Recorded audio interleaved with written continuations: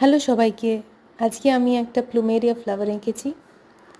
এই প্রসেসটা কিভাবে হয় সেটাই আজকে আপনাদের সামনে দেখাতে চেয়েছিলাম।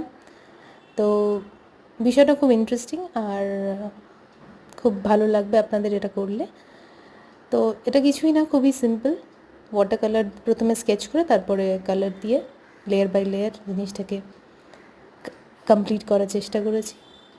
তো ওয়াটস দ্য প্রসেস।